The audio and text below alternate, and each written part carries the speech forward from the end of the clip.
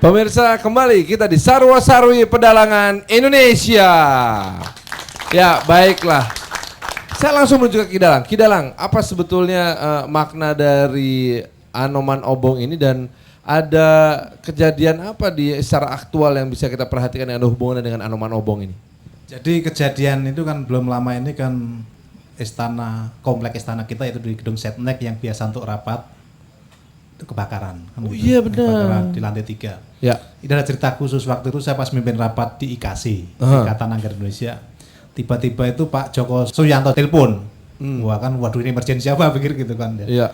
Saya punya usul tak telepon balik gak ngangkat. Waduh nih. Saya telepon ke Pak ajudannya. Iya. Bapak telepon ada apa Mas bilang gitu. Terus saya SMS beliau, telepon Bapak. Enggak Mas, aku kepencet saking groginya kebakaran di situ kan gitu. Oh. Gitu. Nah, jadi kebakaran ini maksud saya itu jangan dipolitisasi satu. Oh iya, karena bagaimanapun juga banyak tuduhan-tuduhan. Yes. Yang mengatakan bahwa kebakaran ini sengaja untuk pengalihan isu lah, yes, untuk menghancurkan dokumen-dokumen lah, macam-macam ya. Nah, terus ini pentingnya sama dengan di cerita Anoman tadi. Ada dalam cerita itu Anoman itu sengaja membakar Alengka. Ya. Ada juga cerita bahwa dia membela diri. Ya. Nah, tergantung dalangnya itu mau dibawa kemana kan begitu. Oh, gitu. Maksudnya jangan dipolitisasi. Jadi karena kecelakaan itu hal yang biasa di dalam hidup itu lah, cuma tugas kita meminimais jangan sampai kecelakaan itu menjadi menelan korban kan begitu. Ya. Gitu saja. Betul. Jadi nggak ada niat Sarwa-Sarwi membawa politisasi kebakaran di Setnek ada hubungannya dengan mau runtuhnya Republik atau mau turunnya Pak SBY, no, kan gitu. Atau mau adanya kegiatan makar yang berubah menjadi bagi-bagi bawang ya? Nggak ada. Itu lain lagi itu. Baiklah, Kidalang, itu pendapat Kidalang. Yes. Kita harus hargain juga. Tapi mungkin para tamu kita punya pendapat yang berbeda. Dona? Iya. Kalau sampai kompleks istana kebakaran, menurut kamu ada apa ya? Aku sih nggak tahu ya ada apa. Kalau aku bilang aku ada apa, berarti aku nanti jatuhnya adalah memfitnah ya kan. Hanya sebagai orang awam, mungkin bapak-bapak di sini lebih tahu dari aku. Aku orang awam, seorang ibu rumah tangga ya kan. Sebagai pekerja seniman. Sama aku aja kok, kita juga bukan orang istana. Iya. Jadi menurut aku sih jatuhnya kalau aku lihat itu cuma musibah, ya kan, musibah yang kebetulan akan terjadi di seluruh dunia, di dunia manapun juga yang namanya musibah. Kebakaran itu kan istilahnya ya mungkin bisa dibuat sama orang, tapi kalau aku ingin berpikiran positif, seperti tadi Kidalang bilang jangan diambil politiknya dan sebagainya, jadi menurut aku itu musibah aja. Boleh nggak aku ngejar lagi dikit ke pertanyaan gini? Boleh. Kalau yang kebakarannya rumah ketua RT, kita juga ikut prihatin sih. Oh iya iyalah. Tapi kan beliau cuman ketua RT. Iya. Ini yang kebakaran istana loh. Khawatir nggak kamu? Khawatir sih, ya kan istilahnya walaupun tidak ada politik dan sebagainya, apapun juga yang namanya musibah semua orang pasti khawatir, hati resah, beribu-ribu pertanyaan ada di atas kepala, beribu-ribu curiga, beribu-ribu ingin melontarkan sesuatu hal yang negatif ada semua di atas kepala kita, nggak mungkin enggak. Hanya kalau misalnya pesan Kidalang tadi bilang jangan dipolitisikan, ya kan ya udah saya bilang ini adalah musibah, ya kan gitu aja. Jadi tergantung Kidalang. Iya kan tergantung Kidalang. Tadi juga kebakarannya dari Hanoman yang kan tergantung Kidalang ya kan. Mas Riyadi, media kan punya kewajiban untuk menyampaikan apa adanya, seobjektif mungkin, tapi bukan tidak mungkin juga memberikan pandangan-pandangan dari berbagai macam sudut atau angle yang mungkin terjadi. Gimana ya cara kita memandang hal ini? Karena gini loh, istana loh yang kebakar, ya kan? Sampai Menko Polhukam saking nervous ya, saking paniknya salah telepon. Kalau saya di pengalaman di media ya, kebakaran di Indonesia itu unik ya, banyak sekali kebakaran. Kebakaran hutan ya kan, kebakaran pasar paling banyak itu ya, pasar, rumah kumuh. Ya banyak penjelasannya, tapi rata-rata listrik. Ya. Tapi lebih banyak kebakaran jenggot, Mas. Wah, itu jenggotnya padahal udah dicukur ya. Jadi nggak kebakaran lagi. Iya. Tapi gini Mas Farhan, menurut saya ya, memang dulu sih mungkin polanya agak ketahuan gitu ya. Di daerah kumuh ada kebakaran, tapi kemudian ada bangunan yang lain gitu ya. Tapi untungnya menurut saya ya, kebakaran itu kalau yang polanya begitu biasanya tidak ada korban. Ya, itu menurut saya sih itu bagus. Dari sisi media itu saya rasa cukup melakukan tugasnya dalam hal itu, paling tidak melaporkan terus melakukan tugasnya dalam hal misalkan investigasi seperti dilakukan Tempo dalam hal kebakaran Tanah Abang. Iya, ya kan. Iya. Tetapi kemudian berujung ke story yang lain itu adalah hal yang lain ya. Tapi dalam hal sekarang menurut saya kebakaran ini media tidak banyak naruh perhatian, karena perhatian media lebih banyak politiknya tadi, seperti Pak Dalang janganlah dibawa ke politik gitu ya. Jadi menurut saya saatnya kita lihat ulang lah kebakaran-kebakaran yang terjadi sekarang itu berpola yang sama lagi atau enggak gitu. Oh, apakah mau dibikin bangunan baru di istana dari proyek yang baru gitu ya? Kayaknya sih enggak sih. Kalau istana mungkin agak lain ya. Iya. Seperti tahun akhir 90-an waktu gedung BI kebakar ya, mungkin ini oh iya, tahu di lantai 25 tuh ya Pak ya? Betul. Ya. Kan orang berakhirnya berspekulasi aja, wah ini ada kasus BLBI, kebakaran di BI-nya. Iya. Cuman kan penjelasan polisi akhirnya tidak sampai ke sana juga. Yang berwenang itu kan kepolisian sayangnya. Sayangnya ya. Kok sayangnya? Emang harusnya kok. Pak Gatot, ini kalau menyikapi hal seperti ini ya, saya pikir setiap orang punya pandangan sendiri-sendiri. Masyarakat juga ada yang santai kayak Dona, ada yang rusuh kayak saya. Ini pasti politik gitu kan. Nah, media berusaha tidak tergoda gitu ya oleh syahwat ingin menggosipnya gitu. Nah, kalau dari aparatnya sendiri ketika hal ini terjadi sebagai pemangku kepentingan yang ada di situ, biasanya sikapnya seperti apa sih? Pola pikir apa yang terjadi di situ? Oke, jadi saya sebagai mantan birokrat ini meskipun sekarang juga sudah masuk ke dalam dunia bisnis, tetapi kaitannya dengan urusan negara. Saya lihat kebakaran kemarin itu gedung sekretariat negara yang lokasinya dekat Istana Negara. Seberang-seberang. Itu kalau kita lihat sebagai objek vital. Ya. Tempat-tempat yang sangat vital dan lambang kenegaraan. Ya. Nah, dengan demikian sebetulnya bisa kita petik pelajaran, terutama bagi penyelenggara negara, masyarakat, dan semua pihak yang terkait dengan negara dan bangsa ini. Mestinya ada beberapa hal yang perlu kita persiapkan, ya, termasuk infrastruktur. Tadi Pak Dalang juga mengemukakan contoh di Amerika tadi, dan seterusnya, dan kemudian kesiapan dari semua infrastruktur itu dan kesiapan dari manusianya yang mengoperasikan keamanan dan kenyamanan bagi si pengguna gedung tersebut. Ya, tapi kan itu pendekatan yang normatif. Ya. Pendekatan realistisnya gimana Pak? Jadi kita pengen tahu nih supaya kita saling mengerti. Artinya gini, kalau rakyat ada yang santai, ada yang rusuh. Media antara menahan diri atau ikut tergoda syahwat bergosip, kan? Nah, kalau dari sisi birokrat ketika kejadian terjadi memang harus banyak seharusnya. Namun apa yang akan dikomunikasikan kepada masyarakat biasanya Pak? Kalau pandangan saya itu sebagai pelajaran sebetulnya. Pelajaran berarti kejadian ini mau nggak mau kita harus menyadari ada kekurangan. Ada kekurangan yang kita harus akui. Saya yakin gedung-gedung yang terbakar itu pasti mempunyai, bagi gedung-gedung canggih dan objek vital tadi, mempunyai pengamanan yang cukup sophisticated, cukup canggih dan seterusnya. Disiapkan SDM tentunya, balakar, pemadam kebakaran yang cukup mempunyai kompetensi dan seterusnya. Hanya masalahnya barangkali ini kepedulian untuk mewaspadai kalau terjadi kebakaran itu kadang-kadang nggak siap. Kitanya yang memang itu sebetulnya tidak cukup sadar bencana. Betul, ya. Wah, sadar hukum ada, sadar bencana saya baru ngarang tuh. Ya, itu mungkin terbawa oleh rasa optimisme. Ini barangkali koreksi juga. Sebagai penyelenggara jangan terlalu optimis dong. Aman lah. Tidak ada lah itu. Nanti bisa diatasi loh. Tapi begitu kejadian beneran, ya tunggang langgang. Ya nyalahkan sana, nyalahkan sini. Sebenarnya nggak perlu terjadi. Asal infrastrukturnya dilengkapi sesuai dengan standar yang ada, kemudian kepedulian untuk merawat maupun menggunakan ini pada saatnya itu sangat penting.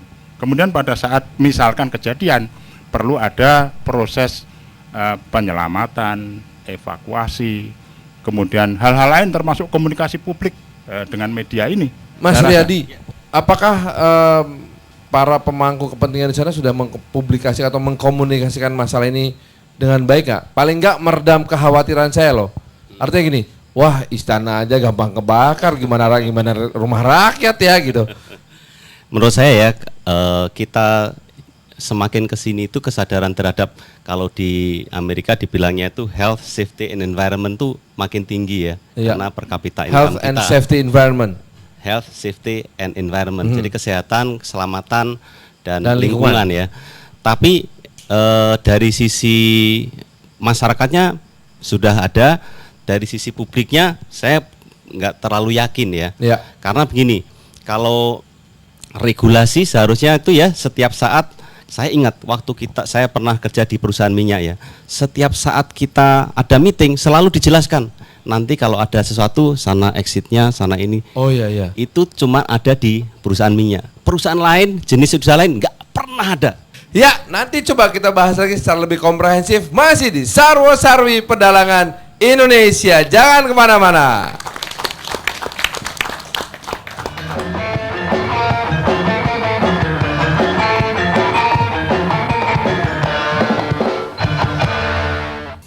Selamat datang di dunia madu rasa. Rasa madunya yang lezat membuat harimu ceria.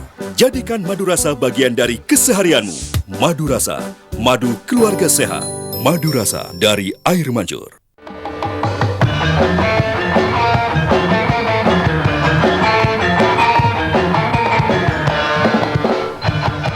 Pemirsa, terima kasih masih bersama kami di Sarwo Sarwi Pedalangan Indonesia. Iya, baiklah. Kidalang. Ya Mas. Kalau melihat pandangan 3 orang tamu ini, Kidalang masih punya pandangan tambahan nggak? Masih. Jadi jangan dipolitisasi. Jadi itu kejadian musibah itu bisa menimpa siapa saja. Satu. Kuncinya kita harus waspada. Dalam bahasa Jawa adalah pupur sadurunge benjut. Nah, itu maksudnya kita tuh selalu mengantisipasi sesuatu. Mas Riyadi tadi bilang di perusahaan minyak kalau briefing di hotel itu tidak akan mulai meeting sebelum diterangkan exit. Kalau kejadian baru dari di briefing, kalau enggak dia akan insurannya nggak mau cover. Saya kan di pengeboran hampir 15 tahun ini. Di pengeboran minyak itu. Sampai dengan arah angin itu ada bendera itu kita tahu. Jadi itu menentukan di mana nanti kalau kejadian kebakaran, ngumpulnya itu jangan mengikuti arahnya api, nanti kebrongot nanti kan gitu. Itu sampai dipasang bendera itu bukan untuk hiasan, bukan. Tapi untuk tahu arah angin. Arah angin kemana? Jadi kalau arah anginnya ke barat, berarti nanti kalau terjadi kebakaran harus dipindahkan ke timur. Masalahnya gini, Kidalang, kalau di gedung Setnek dikasih bendera ngikuti arah angin, lah nanti nanya kan ada kiblat. Arah anginnya partai mana? Nah gitu loh. Orang nanyanya lain. Arah kiblat juga ya kan? Beda loh itu. Diterjemahkannya lain. Namun begini, ada satu hal yang gimana ya, menggelitik sekaligus juga bikin ketawa ketika ada pernyataan resmi mengatakan bahwa semua sistem pengamanan objek vital di Setnek berjalan sesuai dengan prosedur. Lah, kalau emang sesuai prosedur, kok kebakaran juga? Bukan ya, kebakarannya berarti itu harus lebih hati-hati lagi, harus lebih in order lagi berarti, ya kan? Artinya nggak cukup in order sekarang? Lebih harus more in order. harus serba lebih karena yang sudah in order aja begini, jadi harus lebih, karena musibah itu kan kita nggak tahu datangnya kapan, jadi ya harus lebih lagi hati-hati. Itu saya setuju tuh. Ya. Gimana kita? Enggak, yang jadi permasalahan itu bukan ya tadi itu in order, tapi yang lebih itu kalau semua oke, kenapa sampai jam 6 baru selesai dipadamkan? Api kecil. Nah, gitu loh. Seperti contoh di apartemen saya waktu tempat saya kejadian itu within 5 minutes, less than 5 minutes. Hitungan menit loh itu. Karena nggak macet sih. Tapi kan kalau 5 menit berapa toleransinya satu? Karena di dalam kecelakaan dihitung itu percentage of the downtime kecelakaan itu dihitung percentage. Fatality-nya mesti 0 ya. Saya tuh nawarkan rig mesin ngebor itu. Mesin bor ini kecelakaannya berapa? Kalau less than 5% lolos tender di perusahaan-perusahaan ternama. Tapi kalau kecelakaannya itu sering, apalagi sampai mati, waduh nanti dulu blacklist gitu loh. Itu nggak mungkin. Nah, jadi terakhir meriksa itu kurang dari 2% kecelakaan antisipasinya itu. Ini menimbulkan kekhawatiran nggak kamu, saya mewakili orang umum di tempat kita ini sebetulnya cukup memadai nggak sih fasilitas keselamatan dan keamanannya? Iya, kalau sekarang kita lihat memang sepertinya ya seadanya ya gitu. Ya kan kita selalu setiap masuk ke tempat yang baru dan kita nggak tahu kondisi dan situasinya, pasti nomor satu adalah kayak eskalator tinggi aja kita gini, ini ntar kalau di tengah jalan berhenti gimana nih ya kan gitu kan. Jadi pasti kita adalah khawatiran besar untuk memasuki satu kondisi ruangan yang belum kita kenal tuh pasti ada. Dan kita sendiri biasanya kalau kita pintar kita aware sendiri bahwa ini ntar gimana ya, seperti kan dikasih tahu exit dan sebagainya, kita harus aware juga gitu loh.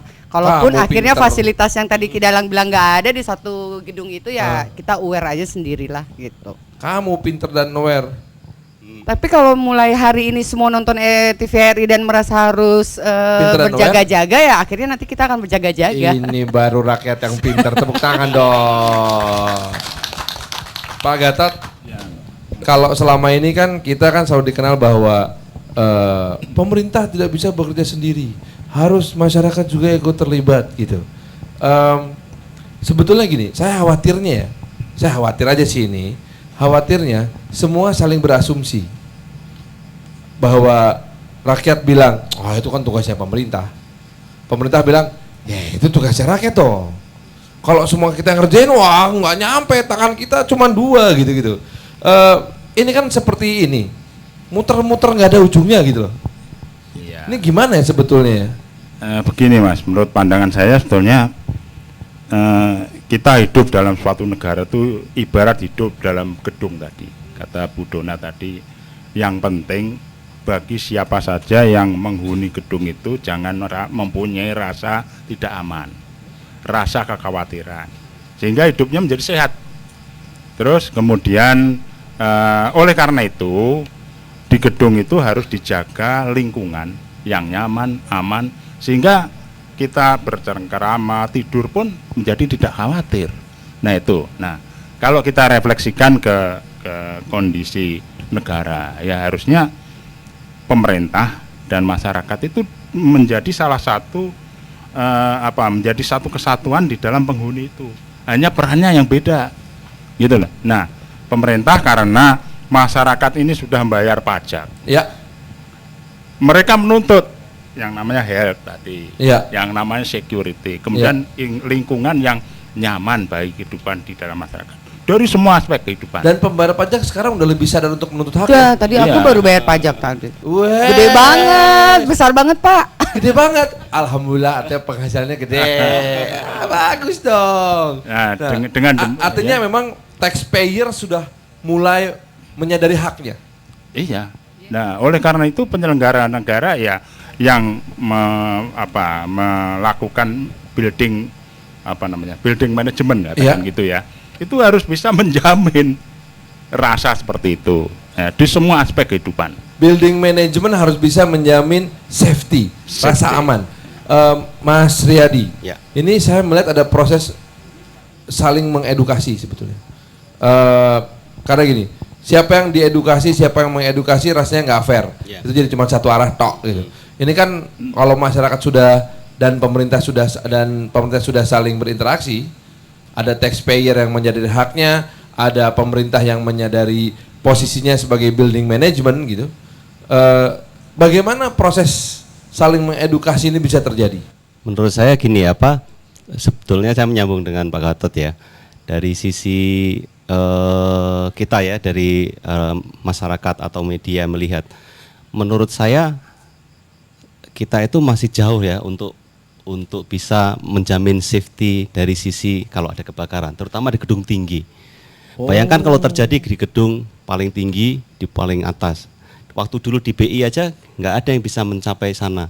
dari sisi pemadam kebakaran. Selesai, ya? Menurut saya harus ada investasi dari pemerintah karena itu kan pemadam kebakaran ini institusi pemerintah, swasta kan nggak ada. Lah padahal rencananya nanti di kota Jakarta akan dibangun bangunan 100 lantai itu loh. Tapi mesti diawasi juga kalau diinvestasi. Seperti damkar aja dikorupsi segitu banyak. Jadi sebetulnya ada budgetnya, tinggal menurut saya di-push investasi yang betul gitu ya. Apalagi di Jakarta perlu ada latihan-latihan, misalkan ya di Istana dibikin latihan pemadam kebakaran. Saya lagi bayangin sekarang sebetulnya kita punya alat pemadam kebakaran tradisional yang harusnya sih berjalan dengan baik. Namanya pawang hujan. Daripada nunggu pemadam kebakaran lama nggak muncul-muncul, udah pawang hujan aja. Tolong datangkan hujan, gitu ya. Harusnya bisa dong. Nah, gini. Artinya gini, saya khawatir ya, ini saya nggak bercanda loh, saya khawatirnya kita berpikir semua orang tuh kayak pawang hujan.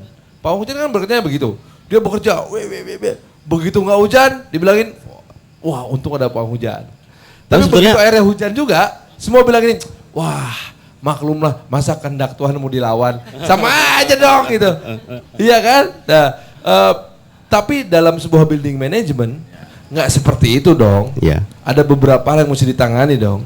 Nah, dalam proses saling menuntut dan saling memenuhi ini, ada interaksi apa yang bisa dilakukan? Ya. Mas Gatot, silakan. Jadi begini, sebelum interaksi, mestinya semua pihak yang berada di dalam bangunan tersebut diberikan informasi, diberikan pengertian. Oh ini manfaatnya, ini alat ini manfaat ini.